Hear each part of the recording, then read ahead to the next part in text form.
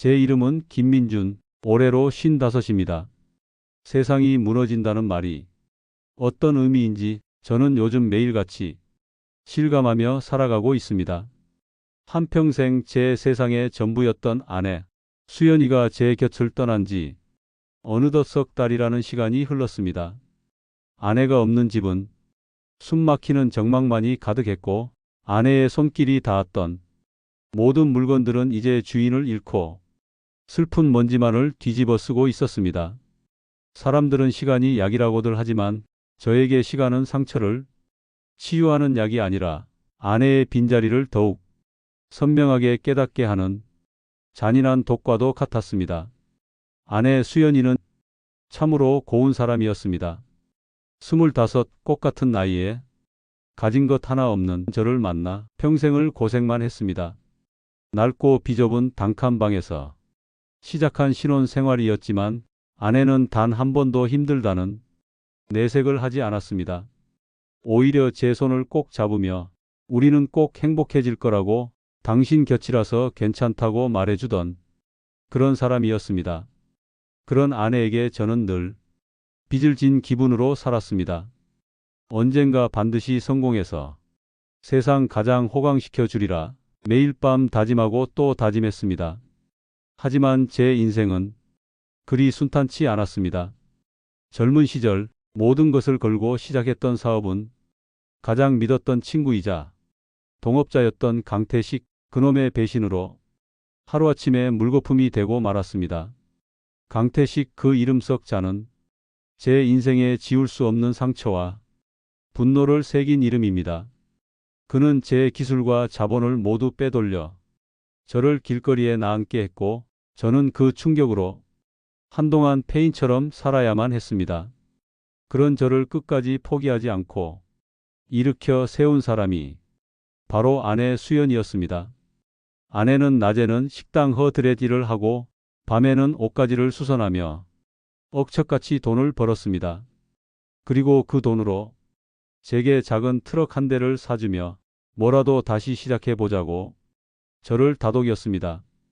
아내의 헌신 덕분에 저는 작은 야채 장사부터 다시 시작할 수 있었고 10수년이 흐른 지금은 제법 큰 규모의 식자재 유통업체를 운영하는 사장이 되었습니다. 이제야 아내에게 근사한 집과 좋은 옷을 사주며 그동안의 고생을 갚아줄 수 있게 되었는데 하늘은 그런 제게서 아내를 너무도 허망하게 데려가 버리고 말았습니다. 위암 말기라는 청천벽력 같은 진단을 받고 아내는 고작 1년도 채 버티지 못하고 제 곁을 떠났습니다. 마지막 순간까지도 제 걱정만 하던 아내였습니다. 미안하다고, 끝까지 곁에 있어 주지 못해서 미안하다고 제 손을 붙잡고 눈물을 흘리던 아내의 마지막 모습을 저는 평생 잊을 수 없을 겁니다. 그런 제게 유일한 삶의 희망이자 버팀목이 되어준 것은 20살 아들 한결이었습니다. 한결이는 제게 아내 수연이가 남겨준 마지막 선물이자 제 인생의 전부였습니다. 녀석은 어릴 적부터 속 한번 썩이지 않고 참으로 바르게 자라주었습니다. 엄마를 잃은 슬픔이 저보다 더 크면 컸지 작지는 않을 텐데도 한결이는 제 앞에서는 단 한 번도 눈물을 보이지 않았습니다. 오히려 매일같이 제 식사를 챙기고 잠은 잘 잤는지 어디 아픈 곳은 없는지 살뜰하게 챙기며 저를 위로했습니다. 그런 아들을 볼 때마다 저는 아내에게 고맙고 또 미안한 마음이 들었습니다. 당신이 이렇게 훌륭한 아들을 남겨주고 갔구나. 내가 이 녀석을 위해서라도 정신 차리고 살아야지 몇 번이고 마음을 다잡았습니다. 어느 주말 오후였습니다. 아내의 49제도 모두 끝이 나고 이제는 정말 아내를 좋은 곳으로 보내주어야 한다는 생각에 저는 아내의 유품을 정리하기 시작했습니다. 아내가 아끼던 옷가지들, 낡은 사진첩, 손때에 묻은 살림살이들을 하나하나 정리하며 저는 또다시 아내와의 추억에 잠겨 한참을 울었습니다. 장롱 깊숙한 곳을 정리하던 그때였습니다. 제 손에 한 번도 본 적 없는 낡은 나무 상자 하나가 잡혔습니다. 자물쇠는 없었지만 꽤나 오랫동안 열어보지 않은 듯 먼지가 뽀얗게 쌓여 있었습니다. 이게 뭘까? 아내에게 이런 상자가 있었던가? 고개를 갸웃하며 상자를 열어본 순간 저는 그 안에 들어있는 물건들을 보고 잠시 숨을 멈췄습니다. 상자 안에는 아내의 젊은 시절 사진 몇 장과 함께 곱게 접힌 편지 한 통이 들어 있었습니다. 편지 봉투는 세월의 흔적을 말해주듯 누렇게 변색되어 있었고 거기에는 아무런 글씨도 쓰여 있지 않았습니다. 제게 주는 편지였다면 분명 사랑하는 남편에게라고 쓰여 있었을 텐데 저는 알 수 없는 불안감에 휩싸인 채 떨리는 손으로 편지지를 펼쳤습니다. 편지지는 너무도 낡아 금방이라도 바스러질 것만 같았습니다. 그 위에는 너무도 익숙한 아내의 단정한 글씨체가 빼곡하게 채워져 있었습니다. 편지의 첫 구절을 읽는 순간 저는 제 심장이 바닥으로 쿵 하고 떨어지는 듯한 충격을 받았습니다. 민준 씨, 이 편지를 당신이 언젠가 읽게 될 거라는 생각을 하니 저는 지금 숨이 쉬어지지 않을 만큼 두렵고 고통스럽습니다. 아내의 절절한 슬픔이 담긴 문장에 저는 차마 다음 문장을 읽어 내려갈 수가 없었습니다. 대체 아내에게 무슨 일이 있었던 걸까? 왜 나에게 이런 고통스러운 편지를 남긴 것일까? 수만 가지 생각이 머릿속을 스쳐 지나갔습니다. 저는 마른 침을 삼키고 다시 한번 용기를 내어 편지를 읽어 내려가기 시작했습니다. 그리고 이어지는 문장들은 제 남은 인생을 송두리째 뒤흔들고도 남을 만큼 너무도 잔인하고 충격적인 내용을 담고 있었습니다. 당신에게 평생을 숨겨온 비밀이 있습니다. 이 비밀을 무덤까지 가져가려 했지만 제 삶이 얼마 남지 않은 지금 이기적인 저의 마지막 용서를 구하고자 이렇게 펜을 듭니다. 당신이 세상에서 가장 사랑하는 우리 아들 한결이, 사실 한결이는 당신의 친아들이 아닙니다. 순간 제 눈앞이 캄캄해졌습니다. 손에 들고 있던 편지지가 사시나무처럼 떨렸습니다. 이게 무슨 말인가? 내 아들 한결이가 내 아들이 아니라니. 아내가 지금 무슨 말을 하고 있는 것인가? 저는 제 눈을 의심하며 편지를 몇 번이고 다시 읽었습니다. 하지만 아내의 글씨는 너무도 선명하게 한결이가 제 아들이 아니라고 말하고 있었습니다. 심장이 미친 듯이 뛰기 시작했고 온몸에서 식은땀이 흘렀습니다. 하지만 진짜 절망은 편지의 마지막 구절에 있었습니다. 그리고 한결이의 친아버지는 당신이 평생을 증오하며 살아온 그 사람 바로 강태식 씨입니다. 강태식, 그 이름을 본 순간 제 머릿속의 모든 것이 하얗게 비어버리는 것 같았습니다. 세상에 수많은 사람 중에 왜 하필 그놈이란 말인가? 내 인생을 짓밟고 내 모든 것을 앗아간 그 악마 같은 놈의 아들을 내가 지난 20년간 내 목숨보다 더 사랑하며 키워왔단 말인가? 저는 더 이상 편지를 읽을 수가 없었습니다. 손에서 힘이 풀리며 편지지가 바닥으로 툭 떨어졌습니다. 거실에서는 마침 집에 돌아온 한결이가 저를 부르는 밝은 목소리가 들려왔습니다. 아버지, 저 왔어요. 오늘 저녁은 제가 맛있는 김치찌개 끓여드릴게요. 평소 같았으면 세상 가장 다정하게 아들을 반겨주었을 저였지만 그 순간만큼은 한결이의 목소리가 마치 지옥에서 울려 퍼지는 악마의 속삭임처럼 들렸습니다. 저는 떨리는 몸을 이끌고 힘겹게 고개를 돌렸습니다. 문 앞에 서서 환하게 웃고 있는 한결이의 얼굴이 보였습니다. 제가 평생을 사랑해 마지 않았던 그 얼굴이, 그 웃음이 이제는 제 심장을 갈갈이 찢는 칼날이 되어 날아와 박히는 것만 같았습니다. 20년간 쌓아 올린 아버지와 아들의 행복했던 모든 시간이 한 장의 낡은 편지 때문에 산산조각 나고 있었습니다. 아버지, 저 왔어요. 오늘 저녁은 제가 맛있는 김치찌개 끓여드릴게요. 아들 한결이의 밝은 목소리가 제 귀를 파고들었지만 저는 아무런 대답도 할 수 없었습니다. 거실 문 앞에 서서 환하게 웃고 있는 아들의 얼굴이 제게는 더 이상 사랑스러운 아들의 모습으로 보이지 않았습니다. 그 해맑은 미소 뒤편으로 제 인생을 송두리째 망가뜨린 원수, 강태식의 비열한 얼굴이 희미하게 겹쳐 보이기 시작했습니다. 온몸에 피가 차갑게 식는 것 같았습니다. 숨을 쉴 수가 없었습니다. 한결이는 제 표정이 이상한 것을 느꼈는지 걱정스러운 얼굴로 제게 다가왔습니다. 아버지, 어디 안 좋으세요? 얼굴이 새하얗게 질리셨어요. 녀석은 제 이마를 짚으려 손을 뻗었습니다. 그 순간 저도 모르게 비명을 지르며 뒷걸음질 쳤습니다. 안 돼. 내 몸에 손대지 마라. 제 의지와는 상관없이 터져 나온 날카로운 외침이었습니다. 제 고함에 한결이는 물론이고 저 자신도 너무나 놀랐습니다. 한결이는 상처받은 눈으로 저를 바라보며 그 자리에 얼어붙었습니다. 아, 아버지, 제가 뭘 잘못했나요? 금방이라도 울음이 터질 듯한 아들의 얼굴을 마주할 자신이 없었던 저는 그대로 방으로 뛰어들어가 문을 잠가버렸습니다. 저는 아무것도 생각할 수가 없었습니다. 그저 침대에 몸을 던지고 어린아이처럼 머리를 감싸 쥔 채 신음소리를 내뱉을 뿐이었습니다. 어떻게 이런 일이 있을 수 있단 말인가? 내 아내가, 세상에서 가장 순수하고 착했던 내 아내가 어떻게 나를 이렇게 감쪽같이 속일 수 있었단 말인가? 그리고 한결이가, 내 목숨보다 소중했던 내 아들 한결이가 강태식 그놈의 핏줄이라니. 이것은 악몽이야. 분명 끔찍한 악몽일 거야.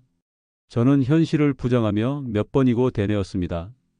하지만 손에 아직 온기가 남아있는 아내의 편지지가 이것이 지독한 현실임을 끊임없이 상기시켜 주었습니다. 저는 떨리는 손으로 다시 편지를 펼쳤습니다. 아깨는 너무 큰 충격에 미쳐 다 읽지 못했던 뒷부분을 읽어 내려가기 시작했습니다. 편지 속에는 아내의 절절한 고백과 평생의 고통이 고스란히 담겨 있었습니다. 민준 씨, 당신을 만나기 전 저는 아주 잠시 강태식 씨의 공장에서 격리로 일한 적이 있었어요. 그때는 그 사람이 그렇게 무서운 사람인 줄 몰랐습니다.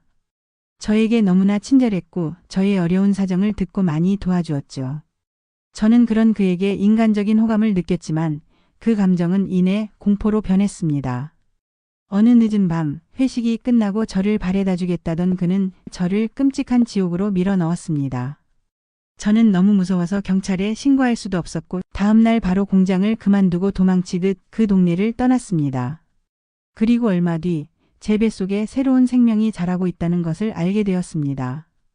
저는 모든 것을 포기하고 싶었지만 차마 제 아이를 제 손으로 지을 수는 없었습니다. 그렇게 절망 속에서 하루하루를 버티던 그때 천사 같은 당신이 제 앞에 나타났습니다. 편지를 읽는 내내 제 입에서는 고통스러운 신음이 터져 나왔습니다. 아내는 강태식에게 끔찍한 일을 당했던 것이었습니다. 그리고 그 상처를 숨긴 채 저를 만나 가정을 꾸리고 한결이를 낳아 제 아들인 것처럼 키워왔던 것입니다. 편지에는 아내의 두려움과 죄책감이 절절하게 녹아 있었습니다. 당신에게 이 사실을 고백해야 한다고 수백 번, 수천 번을 다짐했지만 저는 끝내 비겁했습니다. 이 아이가 강태식의 아이라는 것을 알면 당신이 저와 아이를 버릴까봐, 당신을 잃게 될까봐 너무나 두려웠습니다. 그래서 평생 당신을 속이는 죄를 짓고 말았습니다. 민준 씨, 제발 저를 용서하지 마세요. 하지만 우리 한결이는 아무 죄가 없습니다. 그 아이는 지난 20년간 당신의 아들로 살아왔고 세상에서 당신을 가장 사랑하고 존경하는 아이입니다. 부디 한결이만큼은 미워하지 말아주세요. 아내의 마지막 부탁이 칼날이 되어 제 심장을 후벼 팠습니다. 용서라니? 어떻게 용서를 한단 말인가? 아내가 겪었을 고통을 생각하면 가슴이 미어지는 것 같았지만 동시에 지난 20년의 세월이 통째로 부정당한 것 같은 배신감에 온몸이 부들부들 떨렸습니다. 20년입니다. 강산이 두 번이나 변하는 그 긴 시간 동안 저는 제 원수의 아들을 제 아들인 줄 알고 온 마음을 다해 사랑을 쏟아부었던 것입니다. 강태식을 향한 증오심이 다시 한번 지옥의 불길처럼 제 마음속에서 타올랐습니다. 그놈은 제 사업과 꿈만 짓밟은 것이 아니었습니다. 제가 가장 사랑했던 아내의 인생까지 송두리째 짓밟았던 것입니다.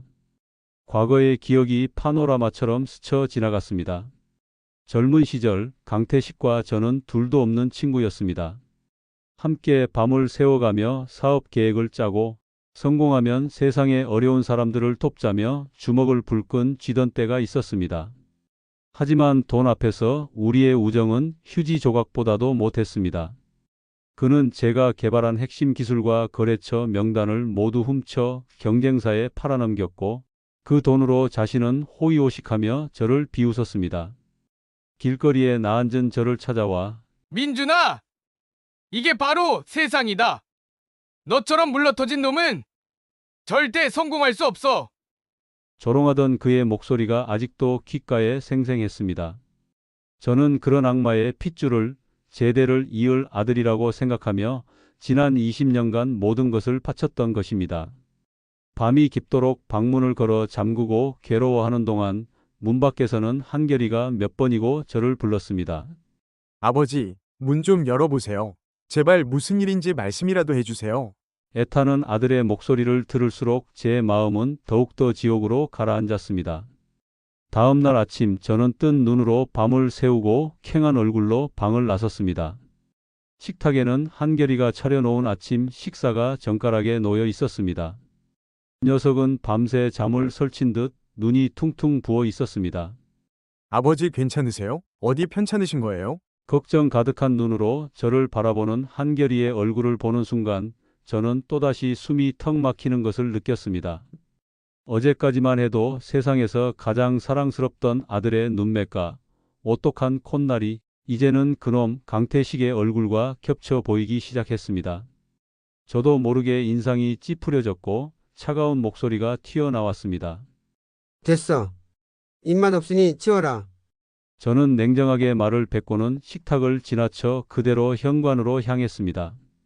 제 차가운 태도에 한결이가 얼마나 큰 상처를 받았을지 머리로는 알고 있었습니다. 하지만 제 마음은 이성과 감정이 따로 노는 고장난 기계처럼 제멋대로 움직이고 있었습니다. 그날 이후 집안에는 얼음장 같은 냉기가 흘렀습니다. 저는 의식적으로 한결이를 피하기 시작했습니다. 한결이가 말을 걸어와도 단답형으로 대답하기 일쑤였고 눈조차 마주치려 하지 않았습니다. 착한 아들 녀석은 이 모든 것이 엄마를 잃은 충격으로 아버지가 힘들어하는 것이라 생각하는 듯 했습니다. 어떻게든 제 기분을 풀어주려 애쓰는 아들의 모습이 보일수록 제 마음속의 죄책감과 혐오감은 더욱더 커져만 갔습니다. 그러던 어느 날 저녁이었습니다. 회사 일로 지쳐서 돌아온 저에게 한결이가 조심스럽게 다가와 어깨를 주물렀습니다. 아버지, 많이 힘드시죠? 제가 안마해 드릴게요. 따뜻한 아들의 손길이 어깨에 닿는 순간 저는 마치 불에 댄 사람처럼 소스라치게 놀라며 아들의 손을 뿌리쳤습니다. 제 격한 반응에 한결이의 손이 허공에서 갈 곳을 잃고 멈칫했습니다. 저는 저도 모르게 제 입에서 나와서는 안 될 말이 튀어나오고야 말았습니다. 손 치워. 누가 너더러 이따위 짓을 하라고 했어. 차가운 분노가 실린 제 목소리에 한결이의 얼굴이 하얗게 굳어졌습니다. 녀석의 크고 선한 눈동자에 순식간에 물기가 차오르는 것이 보였습니다. 그렁그렁한 눈물방울이 금방이라도 투둑 하고 떨어질 것만 같았습니다. 아들의 상처받은 얼굴을 본 순간 저는 제 심장이 칼로 베이는 듯한 끔찍한 고통을 느꼈습니다. 아들의 눈동자에 차오르던 투명한 눈물방울은 결국 녀석의 뺨을 타고 툭 하고 떨어지고 말았습니다. 그 작은 눈물 한 방울이 마치 거대한 망치가 되어 제 심장을 내리치는 것만 같았습니다. 아, 내가 지금 무슨 짓을 한 거지? 내 아들에게, 목숨보다 사랑하는 내 아들에게 내가 지금 무슨 짓을 저지른 건가? 뒤늦은 후회가 파도처럼 밀려왔지만 이미 제 입에서 뱉어진 잔인한 말은 주워 담을 수 없었습니다. 한결이는 아무 말도 하지 않았습니다. 원망의 말도 서운하다는 말도 하지 않았습니다. 그저 상처받은 짐승 같은 눈으로 저를 잠시 바라보더니 조용히 자기 방으로 들어가 버렸습니다. 쾅 하고 닫히는 방문 소리가 아니라 아주 천천히 소리 없이 닫히는 그 문틈으로 저는 우리의 20년 세월이 함께 닫혀버리는 것 같은 절망감을 느꼈습니다. 그날 밤 저는 처음으로 술을 마셨습니다. 아내가 떠난 후 슬픔 속에서도 아들 앞에서 무너지지 않기 위해 입에도 대지 않았던 술이었습니다. 하지만 오늘은 술에 취하지 않고서는 도저히 이 밤을 견딜 수가 없을 것 같았습니다. 독한 소주가 목을 타고 넘어갈 때마다 불덩이가 제 속을 태우는 것 같았지만 동시에 지독한 현실을 잠시나마 잊게 해주는 것 같았습니다. 술은 독이든 성수와도 같았습니다.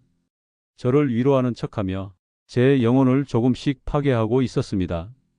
다음 날부터 저와 한결이 사이에는 보이지 않는 거대한 벽이 생겨버렸습니다. 아들은 제 눈치를 보며 조용히 제 할 일을 했고 저는 그런 아들을 애써 외면하며 술로 하루를 보냈습니다. 아침에 일어나면 식탁 위에는 늘 한결이가 끓여놓은 해장국이 놓여 있었지만 저는 단 한 번도 숟가락을 들지 않았습니다. 녀석의 따뜻한 마음을 받아들이는 순간 이 모든 거짓된 행복을 인정해 버리는 것만 같아 두려웠기 때문입니다. 저는 매일같이 늦은 밤 술에 취해 비틀거리며 집에 들어왔습니다. 소파에 쓰러져 잠이 들면 누군가 제 몸 위에 이불을 덮어주고 양말을 벗겨주는 온기를 느끼곤 했습니다. 한결이라는 것을 알면서도 저는 차마 눈을 뜰 수가 없었습니다. 녀석의 얼굴을 마주하는 것이 제 원수의 얼굴을 마주하는 것보다 더 고통스러웠습니다. 시간이 흐를수록 제 마음은 더욱더 황폐해져 갔습니다. 한결이의 얼굴에서 강태식의 모습을 찾아내는 것은 이제 저의 끔찍한 버릇이 되어 버렸습니다. 밥을 먹을 때 살짝 올라가는 입꼬리가, 무언가에 집중할 때 미간을 찌푸리는 모습이, 심지어 잠을 잘 때 내쉬는 숨소리마저 그놈을 떠올리게 했습니다. 사랑과 증오는 동전의 양면이라는 말이 맞았습니다. 사랑이 깊었던 만큼 아들의 모든 것이 이제는 증오의 대상이 되어 저를 괴롭혔습니다. 그러던 어느 날 제 삶을 다시 한번 뒤흔드는 소식이 들려왔습니다. TV 경제 뉴스에서 너무나도 익숙한 이름이 흘러나왔습니다. 태산건설의 강태식 회장이 20년 만에 고향으로 복귀해 대규모 신도시 개발 사업을 추진하겠다고 발표했습니다. 화면에는 고급 양복을 차려입고 수많은 기자들 앞에서 자신만만하게 웃고 있는 강태식의 얼굴이 비쳤습니다. 20년의 세월이 흘렀지만 그 비열하고 탐욕스러운 눈빛은 조금도 변하지 않았습니다.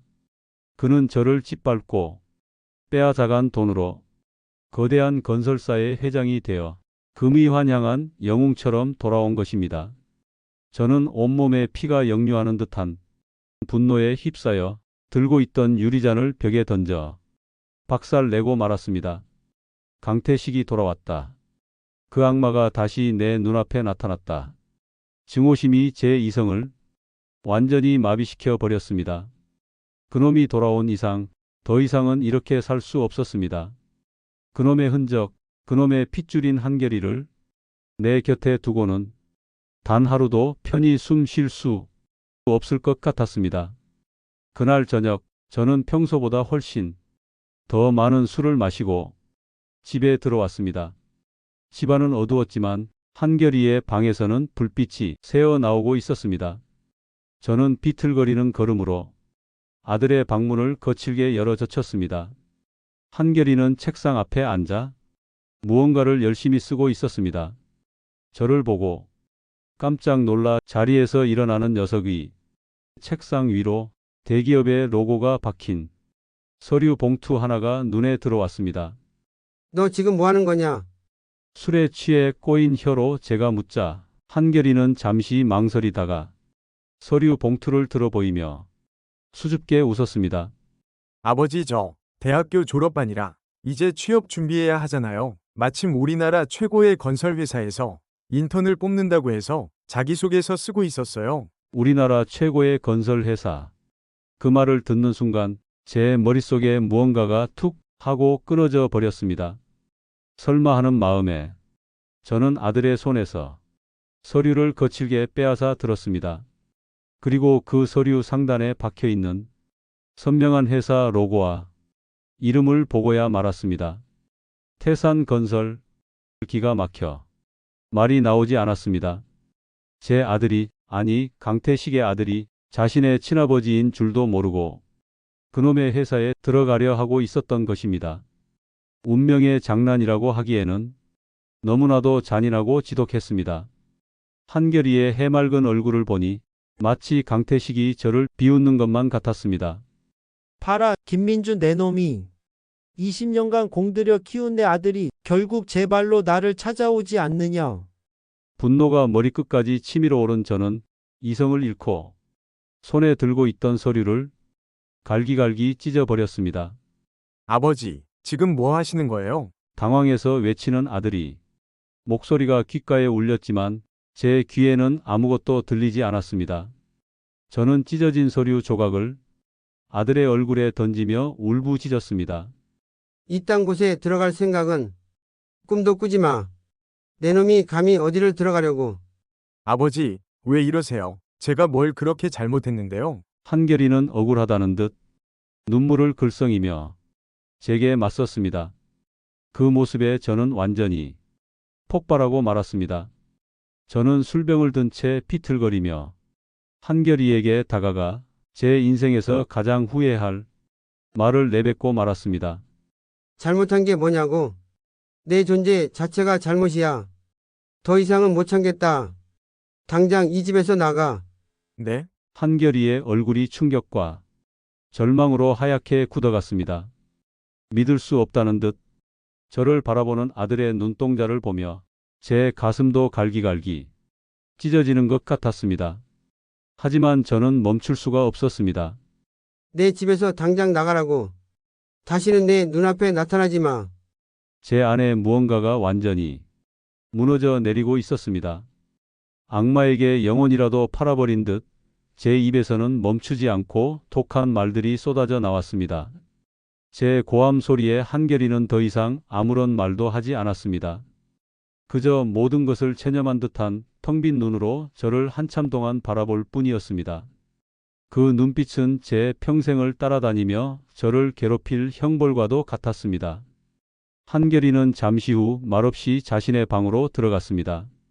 저는 거실 소파에 쓰러지듯 몸을 기대고 남은 술을 병째로 들이켰습니다.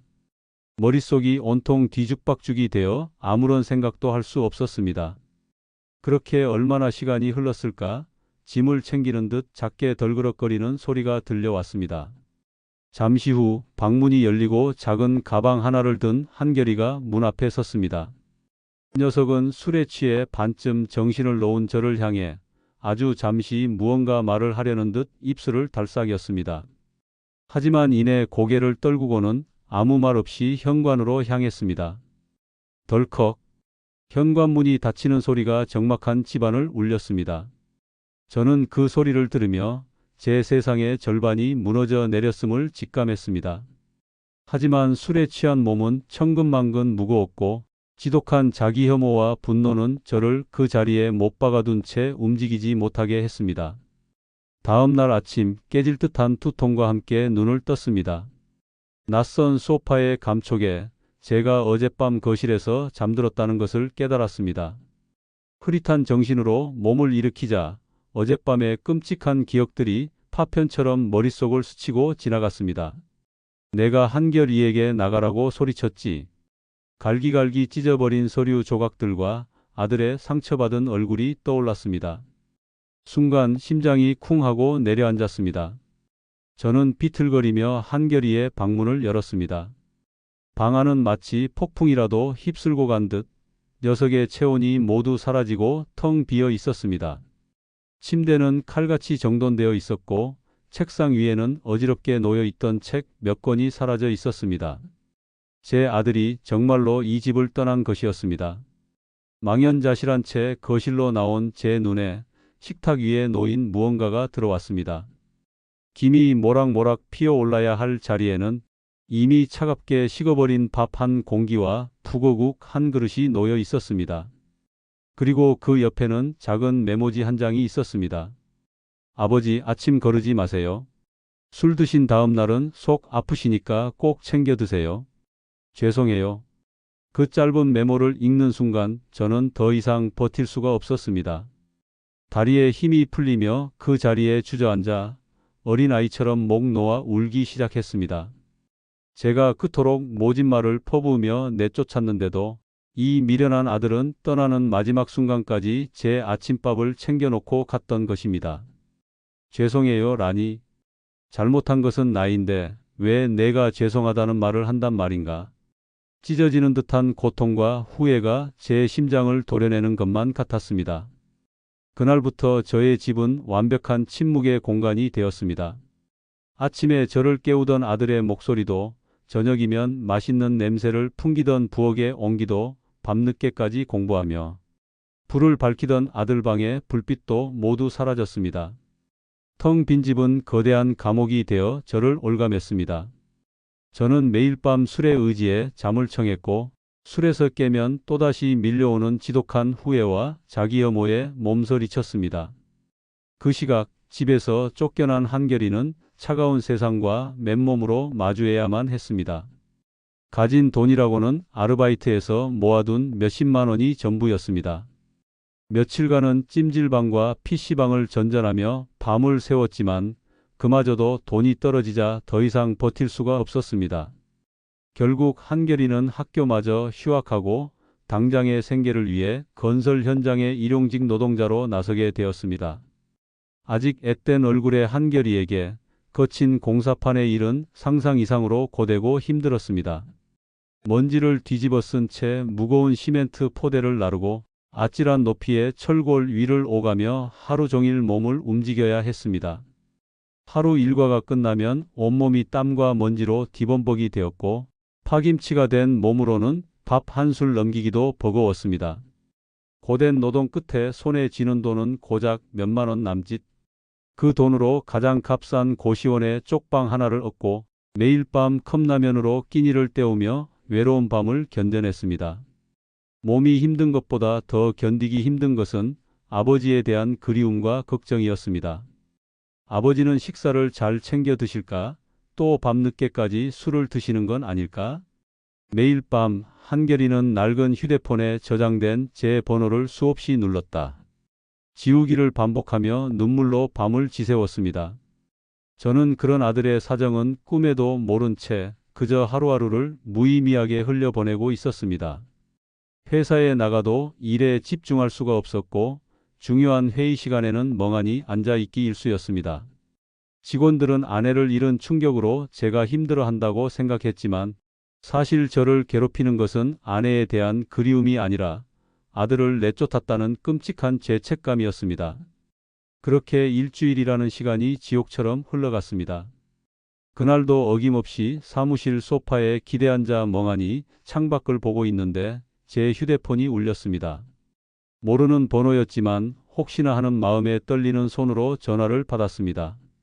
하지만 수화기 너머로 들려온 것은 제가 기다리던 아들의 목소리가 아니었습니다. 김민준 씨 되십니까? 저는 한결이 대학교 지도교수 박철수라고 합니다. 대학교 지도교수라는 말에 저는 순간 불길한 예감에 휩싸였습니다. 혹시 한결이에게 무슨 일이라도 생긴 것인가? 네, 제가 김한결 아버지입니다만 무슨 일이시죠? 다름이 아니라 한결이가 지난 일주일간 학교에 나오지 않고 있습니다. 연락도 닿지 않고요. 혹시 집에 무슨 일이 있습니까? 얼마 전에는 우수한 성적으로 지원했던 태산건설 인턴십도 갑자기 포기했다고 하던데 걱정이 돼서 연락드렸습니다. 교수의 말을 듣는 순간 제 머리를 무언가로 얻어맞은 듯한 큰 충격이 덮쳐왔습니다. 학교에도 나가지 않고 연락도 두절된 상태라고, 인턴십까지 포기했다고. 그렇다면 내 아들은 지금 대체 어디서 무엇을 하고 있단 말인가? 차갑고 어두운 길거리를 헤매고 있을 아들의 모습이 눈앞에 그려지자 저는 심장이 멎는 것만 같았습니다. 제가 무슨 짓을 저지른 것인지 그제야 뼈저리게 실감할 수 있었습니다. 대학 교수의 전화를 끊는 순간 세상의 모든 소리가 사라졌습니다. 제 귀에는 제 심장이 미친 듯이 울리는 소리와 거칠게 터져 나오는 제 숨소리밖에는 들리지 않았습니다. 학교에도 가지 않고 연락도 두절된 채 인턴십까지 포기한 내 아들. 제가 내뱉은 잔인한 말 한마디가 제 아들의 인생을 낭떠러지로 밀어버린 것이었습니다. 아버지는 식사를 잘 챙겨 드실까? 또 밤늦게까지 술을 드시는 건 아닐까? 아들을 걱정했던 한결이의 마음을 저는 그제야 아주 조금이나마 헤아릴 수 있었습니다. 지금 이 순간 내 아들은 차가운 길 위에서 굶주리고 있을지도 모른다. 험한 세상에서 나쁜 사람이라도 만난 것은 아닐까? 온갖 끔찍한 상상들이 제 머릿속을 헤집어 놓았습니다. 더 이상 이렇게 주저앉아 있을 수만은 없었습니다. 저는 그 길로 사무실을 뛰쳐나왔습니다. 아들을 찾아야 했습니다. 무슨 수를 써서라도 내 아들을 찾아 무릎 꿇고 용서를 빌어야 했습니다. 하지만 20살이 넘은 아들을 찾는 것은 서울에서 김서방 찾기보다도 더 막막한 일이었습니다. 저는 먼저 한결이가 자주 가던 대학교 도서관과 동아리방, 친구들과 어울리던 술집 등을 샅샅이 뒤졌습니다. 한결이의 친구들에게 머리를 숙이며 아들의 행방을 물었지만 모두들 걱정스러운 얼굴로 고개를 저을 뿐이었습니다. 친구들 앞에서 아들이 집을 나갔다는 말을 차마 할 수가 없었던 저는 그저 회사 일로 아들과 며칠째 연락이 닿지 않는다고 둘러댈 수밖에 없었습니다. 밤이 되면 막막함과 불안감은 더욱더 커졌습니다. 저는 혹시나 하는 마음에 PC방과 찜질방, 값싼 여관들을 밤새도록 돌아다녔습니다. 잠에 취해 컴퓨터 앞에 엎드려 있는 젊은이들을 볼 때마다 행여 그 속에 내 아들이 있을까 싶어 심장이 철렁 내려앉곤 했습니다. 하지만 그 어디에서도 한결이의 흔적을 찾을 수는 없었습니다. 며칠 밤낮을 뜬 눈으로 아들을 찾아 헤매는 동안 제 몰골은 말이 아니게 변해갔습니다. 제대로 씻지도 먹지도 못해 수염은 덥수룩하게 자랐고 양복은 구겨지고 먼지가 쌓여 남루하기 짝이 없었습니다. 제 자신을 돌볼 경황조차 없었습니다. 오직 내 아들을 찾아야 한다는 생각뿐이었습니다. 그러던 어느 날 오후였습니다. 아들이 혹시 일자리를 구하고 있을지도 모른다는 생각에 인력시장이 몰려있는 남구로역 근처를 무작정 헤매고 있었습니다. 그때였습니다. 제 앞에 멈춰 선번쩍이는 검은색 외제차에서 제 눈을 의심하게 만드는 인물이 내렸습니다. 20년의 세월이 흘렀지만 단 한순간도 잊어본 적 없는 얼굴. 제 인생을 지옥으로 몰아넣은 원수 강태식이었습니다. 강태식은 최고급 맞춤 양복을 차려입고 여러 명의 수행원을 거느린 채 거만한 모습으로 제 앞에 서 있었습니다. 아마도 이 근처에 있다는 자신의 건설 현장을 둘러보러 온 모양이었습니다. 그는 초라한 행색으로 넋을 잃고 서 있는 저를 발견하고는 잠시 눈을 가늘게 뜨더니 이내 비릿한 미소를 지으며 제게 다가왔습니다. 이게 누구야? 김민준 사장 아니신가? 오랜만이군. 그런데 꼴이 왜 이 모양이야? 회사가 많이 어려운가 보지? 그의 목소리는 20년 전 저를 조롱하던 그때와 조금도 달라지지 않았습니다. 저는 온몸에 피가 거꾸로 솟는 것 같았지만 지금은 그와 싸울 때가 아니었습니다. 저는 그를 무시하고 그대로 지나치려 했습니다. 하지만 강태식은 그런 제 앞을 가로막고는 제 어깨를 손으로 툭툭 치며 말을 이었습니다. 내가 소문은 들었네. 아내를 잃고 아주 시리에 빠져 산다고. 그러게 내가 뭘 했나? 너처럼 마음 약한 놈은 큰일을 못한다고 했지. 아직도 그 작은 식자재 나부랭이나 붙들고 있는 걸 보니 내 말이 틀리지 않았군. 아내의 이야기까지 꺼내며 저를 모욕하는 그의 말에 저는 더 이상 참을 수가 없었습니다. 저는 그의 손을 거칠게 뿌리치며 으르렁거렸습니다. 내 놈이 감히 내 아내의 이름을 입에 올려? 당장 그 더러운 손 치워. 제 격한 반응에 강태식은 오히려 재미있다는 듯 껄껄 웃었습니다. 성질머리는 여전하군. 하긴 내가 요즘 이 동네 개발하는 것 때문에 내 밥그릇이 위태로워지긴 했겠지. 예정을 생각해서 내가 기회를 하나 줄까? 내 건설 현장의 식자재, 납품할 업체나 하나 연결해줘. 그것은 자비가 아니라 완벽한 조롱이었습니다. 개에게 먹이를 던져주듯 저를 철저히 짓밟고 비웃는 것이었습니다. 저는 주먹을 꽉 쥐었습니다. 당장이라도 그의 얼굴에 주먹을 날리고 싶었지만 아들을 찾아야 한다는 생각에 가까스로 이성을 붙들었습니다. 필요 없어. 그리고 똑똑히 들어둬. 다시는 내 눈앞에 나타나지 마라. 내 놈과 엮이는 건 내 인생에서 2번 다시 없을 테니. 저는 증오가 가득 담긴 눈으로 그를 쏘아보고는 그대로 뒤돌아 걸었습니다. 등 뒤로 강태식의 비웃음 소리가 악마의 저주처럼 따라 붙었습니다. 강태식과의 만남은 제 마음속에 분노와 함께 아들을 찾아야 한다는 절박함을 더욱더 크게 만들었습니다. 이 더럽고 추악한 세상에 내 아들을, 그놈의 핏줄이 섞인 내 아들을 혼자 둘 수는 없었습니다. 저는 마지막 지푸라기라도 잡는 심정으로 한결이와 가장 친했던 친구 민수에게 다시 전화를 걸었습니다. 그리고 이번에는 모든 것을 솔직하게 털어놓았습니다. 제가 한결이에게 모진말을 해서 집을 나가게 만들었다고 제발 아들이 갈 만한 곳을 다시 한번 생각해 달라고 애원했습니다. 제 울음 섞인 호소에 민수는 한참을 망설이다가 조심스럽게 입을 열었습니다. 아저씨, 사실 한결이가 예전에 그런 말을 한 적이 있어요.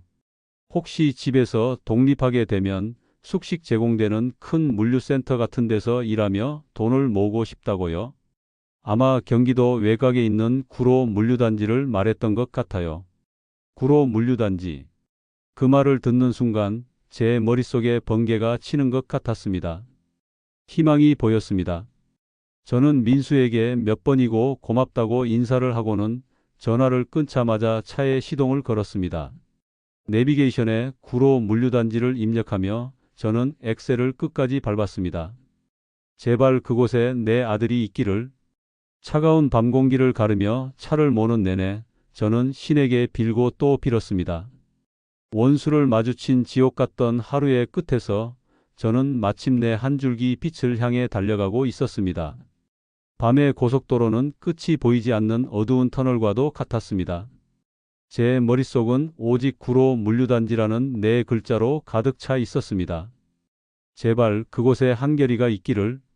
혹시라도 그곳에 없다면 나는 정말로 모든 것을 잃게 될지도 모른다는 공포가 엄습해 왔습니다. 1시간 남짓한 거리가 천년처럼 길게 느껴졌습니다. 마침내 거대한 물류단지의 불빛이 시야에 들어왔을 때 저는 심장이 터질 듯이 뛰는 것을 느꼈습니다. 축구장 수십 개를 합쳐놓은 듯한 광활한 부지 위에는 거대한 창고, 건물들이 쉴 새 없이 트럭들을 삼키고 뱉어내고 있었습니다. 밤늦은 시간이었지만 이곳의 시간은 멈추지 않은 듯 수많은 사람들이 분주하게 움직이고 있었습니다. 저는 차에서 내려 어디부터 찾아야 할지 막막한 마음에 잠시 그 자리에 우두커니 서 있었습니다. 수십 개의 창고, 수천 명의 사람들 속에서 아들을 찾는 것은 모래사장에서 바늘을 찾는 것과 같았습니다. 저는 창고 관리 사무소를 찾아가 아들의 사진을 보여주며 행방을 물었지만 하루에도 수백 명의 일용직 노동자들이 오가는 곳에서 일일이 사람을 기억할 수는 없다는 차가운 대답만이 돌아왔습니다. 저는 포기하지 않고 거대한 창고들을 하나씩 돌기 시작했습니다. 지게차의 경고음과 윙윙거리는 컨베이어 벨트 소음, 사람들의 고함 소리가 뒤섞여 귀가 먹먹할 지경이었습니다. 창고 안은 뿌연 먼지와 매캐한 공기로 가득했고 그 속에서 사람들은 마치 기계의 부품처럼 쉴 새 없이 몸을 움직이고 있었습니다. 저는 땀과 먼지로 범벅이 된 작업자들의 얼굴을 하나하나 살피며 애타게 아들의 이름을 불렀습니다. 김한결, 한결아. 하지만 제 목소리는 거대한 소음에 묻혀 허공으로 흩어질 뿐이었습니다. 몇 시간을 헤맸을까? 다리에 힘이 풀리고 절망감이 온몸을 휘감을 때였습니다. 어동창고 가장 구석진 곳, 다른 곳보다 유난히 작업 환경이 열악해 보이는 곳을 지날 때였습니다. 산더미처럼 쌓인 택배 상자들 사이로 제 눈에 너무나도 익숙한 뒷모습 하나가 들어왔습니다. 비록 작업복은 더러워지고 머리는 먼지를 뒤집었었지만 저건 분명 제 아들 한결이었습니다. 한결이는 자기 몸만 한 크기의 박스를 위태롭게 들어올리며 힘겹게 걸음을 옮기고 있었습니다. 며칠 사이에 녀석의 얼굴은 반쪽이 되어 있었고 어깨는 축 처져 있었습니다.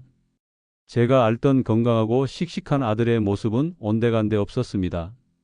그 모습을 보는 순간 제 심장이 누군가에게 세게 얻어맞은 것처럼 쿵 하고 내려앉았습니다. 숨을 쉴 수가 없었습니다. 이 모든 것이 저 하나 때문에 벌어진 일이었습니다. 제가 아들에게 다가가려던 바로 그 순간이었습니다. 인상이 험악해 보이는 작업반장 한 명이 한결이에게 다가가 다짜고짜 고함을 치기 시작했습니다. 야! 신입! 너 지금 그것 하나 옮기는데 하루 종일 걸릴래? 그렇게 느려 터져서 돈 벌어 먹겠어? 반장은 거친 욕설과 함께 들고 있던 서류 뭉치로 한결이의 등을 세게 후려쳤습니다. 한결이는 그 충격에 휘청거리며 하마터면 넘어질 뻔했습니다.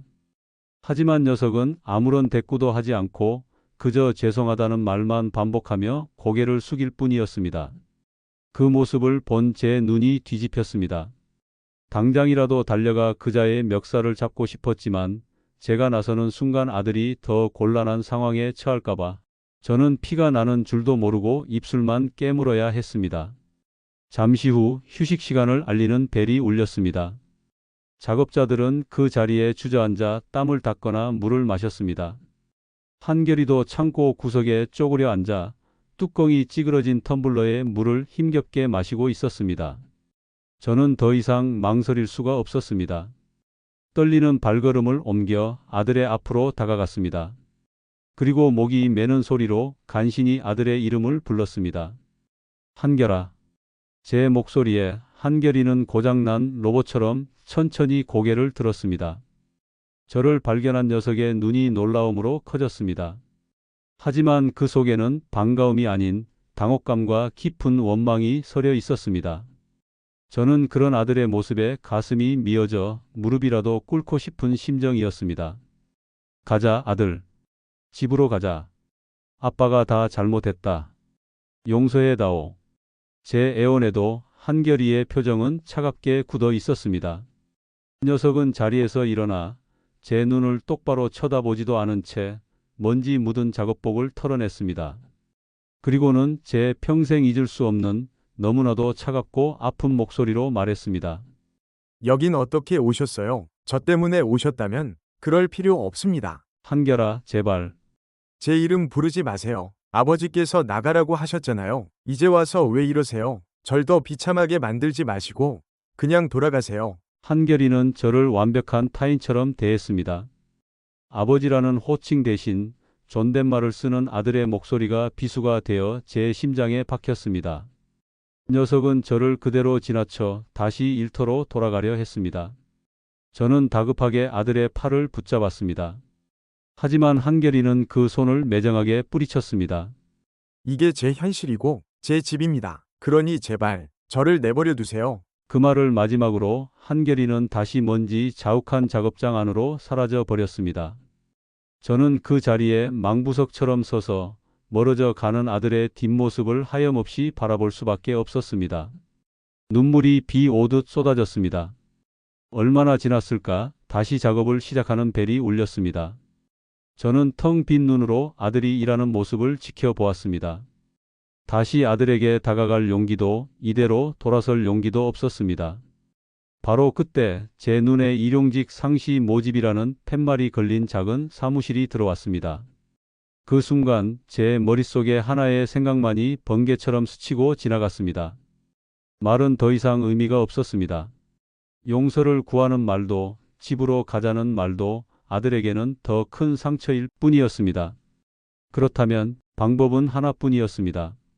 저는 눈물을 닦고 홀린 듯 그 사무실로 걸어 들어갔습니다. 그리고 잠시 후 저는 난생 처음 안전모를 쓰고 거친 목장갑을 낀 채 아들이 일하는 창고 안으로 들어섰습니다. 어수선한 작업자들 틈에 섞여 저 역시 컨베이어 벨트 앞에 섰습니다. 제 옆에서 그리고 제 앞에서 수많은 상자들이 쉴 새 없이 지나갔습니다. 바로 그때였습니다. 저 멀리서 박스를 옮기던 한결이가 새로운 작업자가 있다는 말에 무심코 고개를 돌렸습니다. 그리고 저와 눈이 마주쳤습니다. 녀석의 두 눈이 제 평생 본 적 없는 가장 큰 충격과 혼란으로 흔들리고 있었습니다. 저와 눈이 마주친 한결이의 얼굴에는 세상의 모든 감정이 뒤섞여 있는 듯 했습니다. 거대한 충격과 혼란, 이해할 수 없다는 당혹감, 그리고 그 모든 것을 뛰어넘는 깊은 원망의 그림자가 녀석의 얼굴을 스쳐 지나갔습니다. 저는 아무 말도 할 수 없었습니다.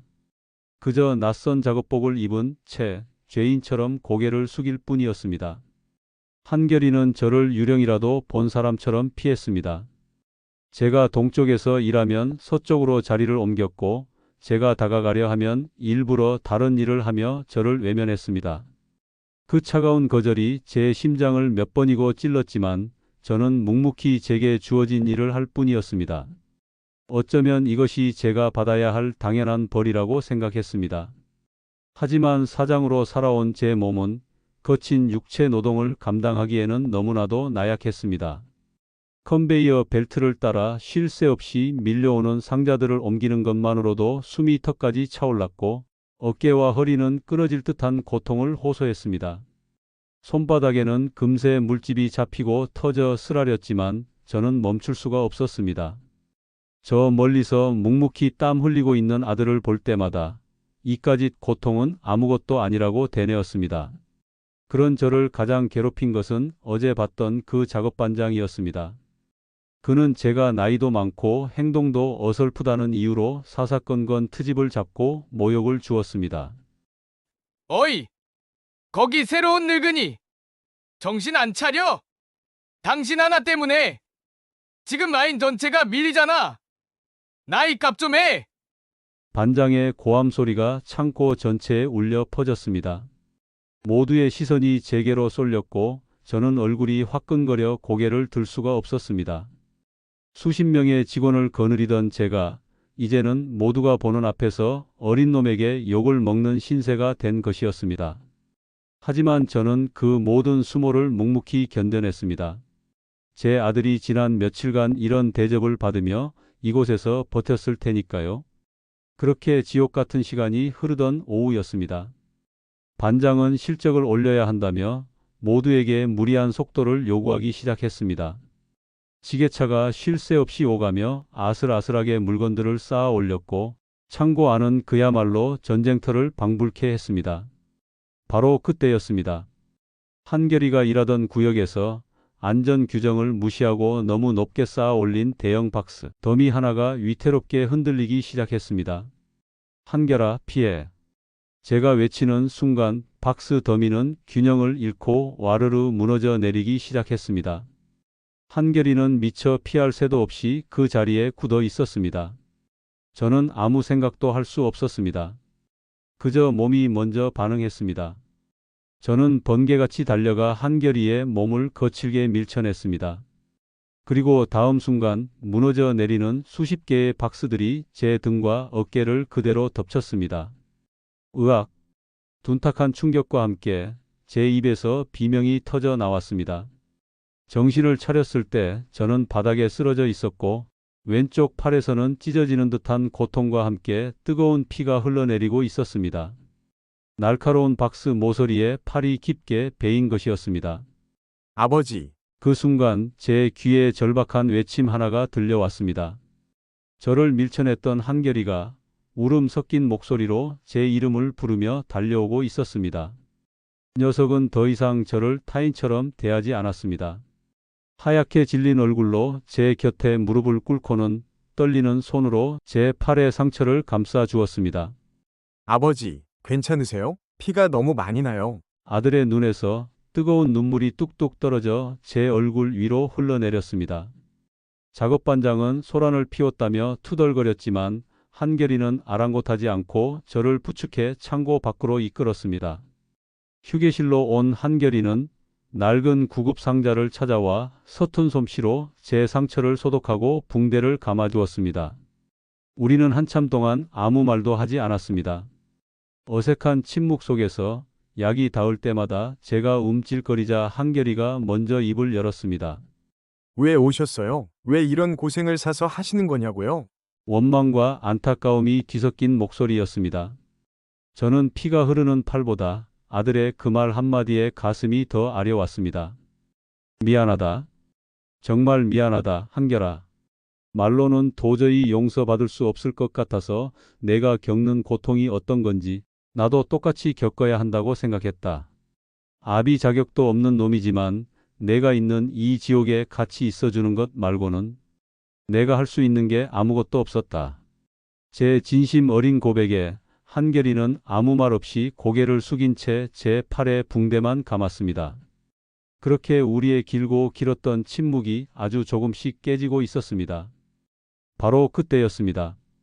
조용하던 휴게실의 낡은 TV에서 뉴스가 흘러나오고 있었습니다. 그리고 그 화면에 제가 세상에서 가장 증오하는 얼굴, 강태식의 얼굴이 비쳤습니다. 그는 자신의 태산건설이 구로 지역의 신도시 개발 사업권을 따냈다며 기자들 앞에서 의기양양하게 인터뷰를 하고 있었습니다. 그리고 앵커는 이렇게 덧붙였습니다. 태산건설은 이번 신도시 개발의 원활한 물류 공급을 위해 구로 물류단지의 A동 창고를 직접 인수하여 운영할 것이라고 밝혔습니다. A동 창고 바로 지금 저와 한결이가 일하고 있는 바로 이곳이었습니다. 저는 불길한 예감에 온몸이 굳어버렸습니다. 설마 하는 생각이 제 머리를 스치는 순간 휴게실 창문 너머로 창고 입구가 소란스러워지기 시작했습니다.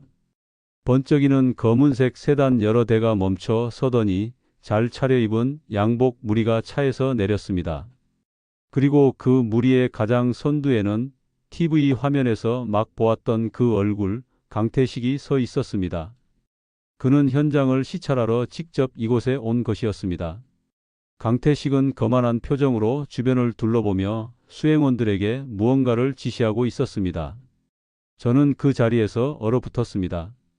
도망쳐야 했습니다. 아들을 데리고 이곳을 벗어나야 했습니다. 하지만 제 몸은 뜻대로 움직여주지 않았습니다. 강태식의 시선이 천천히 이쪽으로 향했습니다. 그의 눈이 창고 주변을 훑다가 휴게실 창문 안쪽을 들여다보는 순간 저와 정면으로 눈이 마주쳤습니다. 그의 얼굴에 떠오른 비릿한 미소가 이내 저와 제 옆에 앉아있는 한결이를 번갈아 보더니 경멸과 조롱이 가득한 표정으로 바뀌는 것을 저는 똑똑히 보았습니다. 그리고 한결이는 자신의 친아버지가 바로 저 악마라는 사실은 꿈에도 모른 채 그저 높은 사람이 왔다는 생각에 무심한 표정으로 그를 바라보고 있었습니다. 강태식의 경멸 어린 시선이 먼지투성이인 저와 제 옆에 선 아들 한결이에게로 향했습니다. 그는 마치 벌레라도 보는 듯한 표정으로 제게 다가오며 주변의 모든 것이 울릴 만큼 큰 소리로 비웃었습니다. 이게 대체 무슨 꼴이냐, 김민준.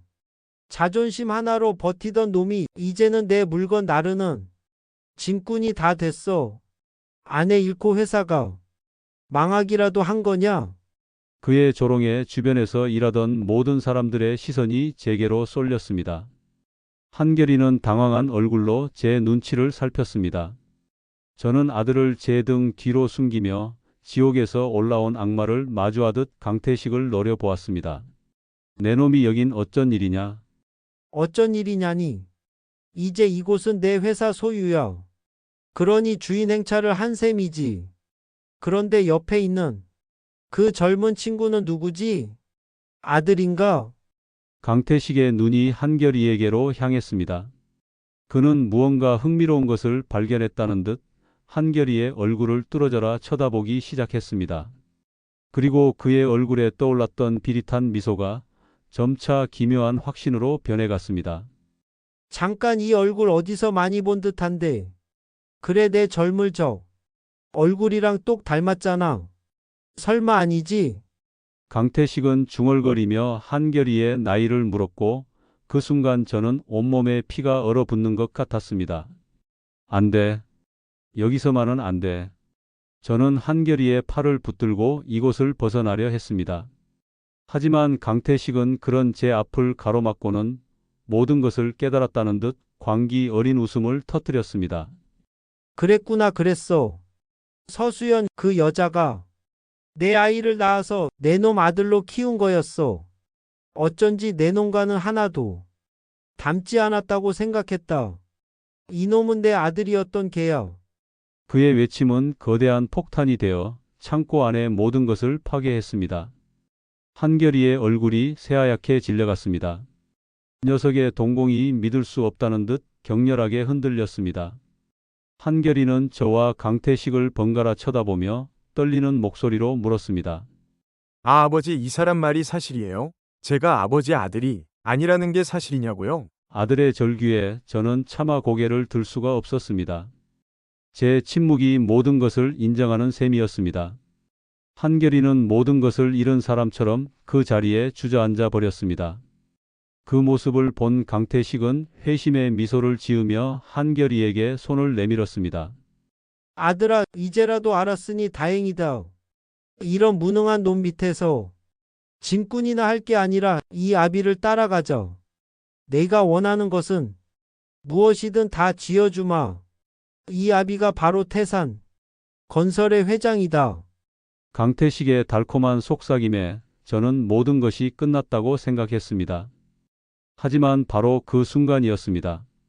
주저앉아 있던 한결이가 천천히 몸을 일으켰습니다. 녀석은 강태식이 내민 손을 차갑게 뿌리치고는 비틀거리는 걸음으로 제게 다가와 제 곁에 섰습니다. 그리고는 피가 흐르는 제 팔을 부축하며 강태식을 향해 제 평생 잊지 못할 한마디를 내뱉었습니다. 닥치세요. 당신 같은 인간을 아버지라고 부를 생각 없습니다. 당신은 날 낳았을지는 몰라도 지난 20년간 나를 키우고 나를 위해 울고 웃어준 내 아버지는 바로 이 사람입니다. 한결이는 제 팔을 더욱더 꽉 붙들었습니다. 아들의 그 한마디에 저는 뜨거운 눈물이 뺨을 타고 흘러내리는 것을 느꼈습니다. 핏줄이 아닌 사랑과 시간으로 이어진 우리의 20년 세월은 그 무엇으로도 끊어낼 수 없었던 것입니다. 자신의 아들에게 정면으로 거부당한 강태식의 얼굴이 분노로 시뻘게 달아올랐습니다. 그는 이성을 잃고 수행원들에게 소리쳤습니다. 뭣들 해. 저놈을 당장 이리 끌고 오지 못해. 바로 그때였습니다. 제 머릿속에 아내의 편지 마지막 구절이 섬광처럼 스치고 지나갔습니다. 만약 그 사람이 당신과 한결이를 위협한다면 제 결혼사진 액자 뒤에 숨겨둔 두 번째 편지를 꼭 읽어보세요. 저는 그 길로 제 회사에서 가장 믿음직한 박 부장에게 전화를 걸어 모든 것을 설명하고 편지를 가지고 이곳으로 와달라고 부탁했습니다. 수행원들이 저와 한결이에게 다가오던 그 순간 창고 입구로 박 부장이 경찰들과 함께 헐레벌떡 뛰어 들어왔습니다. 박 부장은 제게 작은 상자를 건넸고 그 안에는 아내가 남긴 또 다른 편지와 작은 녹음기 하나가 들어 있었습니다. 아내의 편지에는 과거 강태식이 제 회사의 기술을 빼돌리고 비자금을 조성했던 모든 증거 자료의 위치가 상세히 적혀 있었습니다. 그리고 녹음기에는 과거 강태식이 아내를 협박하며 자신의 범죄를 스스로 인정하는 내용이 고스란히 담겨 있었습니다. 강태식 씨, 당신을 업무상 배임 및 횡령, 그리고 특수 협박 혐의로 긴급 체포합니다. 모든 증거 앞에서 강태식은 더 이상 빠져나갈 길이 없었습니다. 그는 경찰들에게 양팔이 붙들린 채 마지막까지 저와 한결이를 향해 저주를 퍼부으며 끌려 나갔습니다. 길고 길었던 20년의 악연이 마침내 끝나는 순간이었습니다. 모든 소란이 끝나고 창고 안에는 저와 한결이 단둘만이 남았습니다. 우리는 아무 말 없이 서로를 부축한 채 그 자리에 한참을 서 있었습니다. 잠시 후 한결이가 제 품에 얼굴을 묻고 아이처럼 흐느끼기 시작했습니다. 저 역시 그런 아들의 등을 말없이 토닥이며 뜨거운 눈물을 흘렸습니다. 우리의 눈물은 지난 시간의 모든 아픔과 오해를 씻어내리는 용서와 화해의 눈물이었습니다. 몇 달의 시간이 흘렀습니다. 강태식은 법의 엄정한 심판을 받았고 저는 제자리를 되찾았습니다. 하지만 무엇보다 가장 큰 변화는 저와 한결이의 관계였습니다. 우리는 그 어떤 부자보다도 더 깊고 단단한 유대감으로 묶이게 되었습니다. 어느 맑은 가을날 저와 한결이는 아내가 잠들어 있는 납골당을 찾았습니다. 환하게 웃고 있는 아내의 사진 앞에 국화꽃 한 다발을 바치며 저는 나직이 속삭였습니다. 수연아, 보고 있지? 당신이 남겨준 내 아들 한결이가 이렇게 훌륭하게 자랐어. 그리고 이제는 내가 당신 목까지 더 많이 사랑하며 지켜줄게. 고맙고 사랑한다. 한결이는 말없이 제 옆에 서서 어머니의 사진을 보며 희미하게 미소 지었습니다. 집으로 돌아오는 길, 차 안에는 따스한 햇살이 가득했습니다.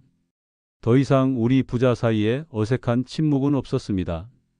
이제 우리는 알고 있었습니다. 가족을 만드는 것은 핏줄이 아니라 함께 나눈 시간과 사랑, 그리고 서로의 상처를 기꺼이 보듬어 안는 용기라는 것을 말입니다. 제 옆자리에 앉아 창밖을 보며 미소 짓는 아들의 얼굴을 보며 저는 제 인생이 비로소 완전해졌음을 느꼈습니다. 안녕하세요, 시청자 여러분. 오늘 이야기가 마음에 드셨다면 좋아요, 구독, 알림 설정 부탁드립니다. 그리고 인상 깊은 장면이 있으셨다면 댓글로 남겨주세요. 다음번에도 좋은 이야기로 찾아뵙겠습니다. 항상 건강하세요.